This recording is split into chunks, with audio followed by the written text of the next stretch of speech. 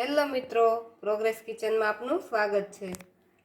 તો હવે શિયાળો આવી ગયો છે અને શિયાળામાં બધાને ભાવે તેવું ખજૂરવાળું દૂધ બધાની ઘરે બનતું જ હોય છે, પણ આ દૂધ ઘણીવાર બનાવતી વખતે ફાટી જતું હોય છે અને કાં તો તેને લાંબો સમય સુધી ઉકાળવું પડતું હોય છે। તો આજે આપણે ફક્ત 10 જ મિનિટમાં અને દૂધ બિલકુલ ફાટે નહીં તેવી રીતે ખજૂર દૂધ બનાવીશું। જો તમને અમારી આજની રેસીપી ગમે તો અમારા વિડીયોને લાઇક કરજો અને વધુમાં વધુ શેર કરજો। તો આપણે ખજૂર દૂધ બનાવવા માટે મેં અહીં 6 નંગ આ રીતનો પોચો ખજૂર લીધો છે અને 3 નંગ અંજીર લીધા છે। આ વસ્તુ આપણે 500 ml દૂધમાં મિક્સ કરીશું। 500 ml દૂધ બને એના માટે મેં આટલી વસ્તુ લીધી છે। તો પહેલાં આપણે ખજૂર અને અંજીરને સારી રીતે ધોઈ લઈશું।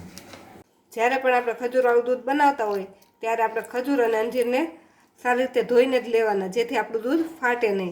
કેમ કે આ માર્કેટમાં મળતા ખજૂર અંજીર પર ધૂળ કે કંઈ પણ રચકણ ચોટેલા હોય તે આપણે આ રીતે ખજૂર અંજીરને ધોશું એટલે તે નીકળી જશે। આ દૂધ એટલું હેલ્ધી હોય છે કે તે શરીરમાં હિમોગ્લોબિનની કમીને દૂર કરે છે અને શરીરની કમજોરીને પણ દૂર કરે છે। ખજૂર આપણે સારી રીતે ધોઈ લીધો છે। હવે તેમાંથી આપણે ઠળિયાને અલગ કરી લઈશું। જે અંદરથી બી હોય તેને કાઢી લઈશું। જો મેં અહીં પોચો ખજૂર લીધો છે, તમારી પાસે જે દેશી ખજૂર આવે તે હોય તો તેને થોડીક વાર માટે પલાળીને પહેલેથી રાખી દેવાનો।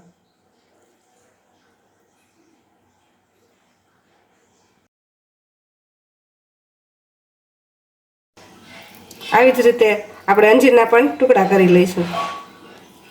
આ દૂધ આપણે 500 ml દૂધ બનાવવાનું છે, તેના માટે મેં આટલા ખજૂર અંજીર લીધા છે।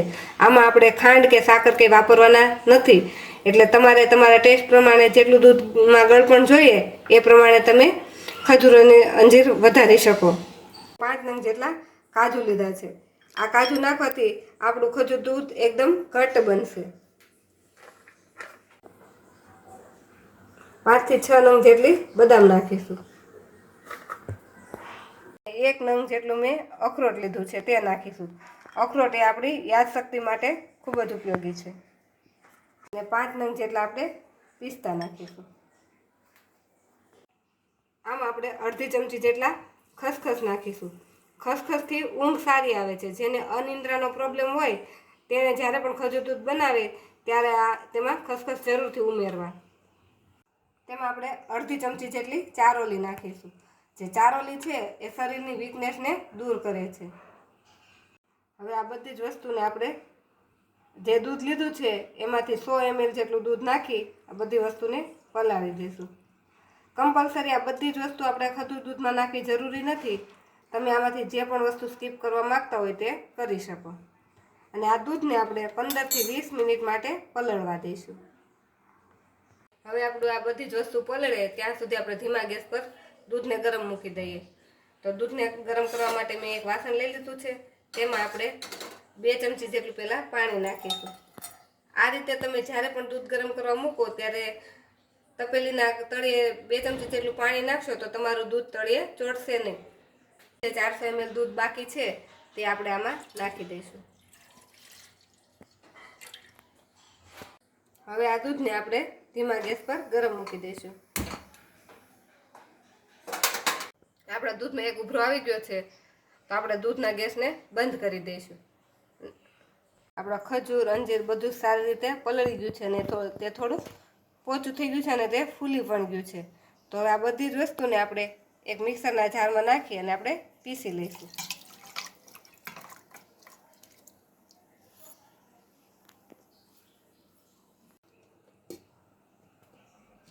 બધી જ વસ્તુ સરસ પીસાઈને રેડી થઈ ગઈ છે। એકદમ સ્મૂથ એવી આપણી પેસ્ટ બનીને રેડી થઈ ગઈ છે।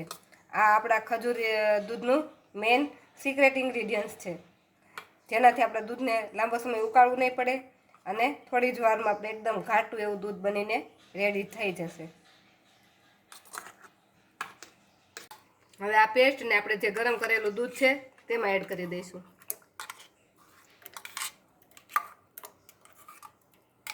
પેસ્ટને આપણે દૂધમાં મિક્સ કરી દીધી છે તો એકદમ દૂધનો કલર પણ સરસ આવી ગયો છે। તો હવે આપણે ગેસને ચાલુ કરી ફરીથી આપણે આ દૂધને 2-3 મિનિટ માટે ઉકાળી લઈશું.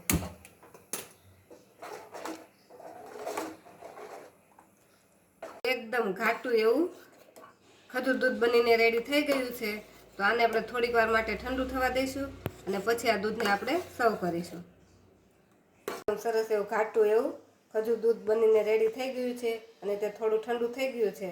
હવે તેને આપણે સર્વ કરીશું.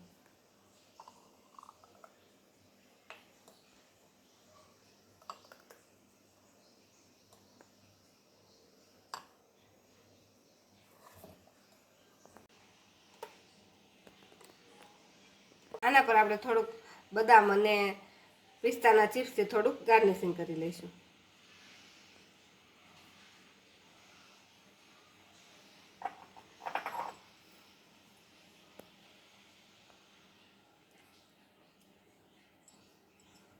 તમે સવારમાં પણ ચાની જગ્યાએ પણ પી શકો છો અને રાત્રે પણ તમારે પીવું હોય તો પી શકો છો. પણ રાત્રે જો તમારે આ દૂધ પીવું હોય તો સૂતા પહેલાં 2 કલાક પહેલાં આ દૂધ પી લેવાનું, કેમ કે આ દૂધ પચવામાં થોડું ભારે હોય છે.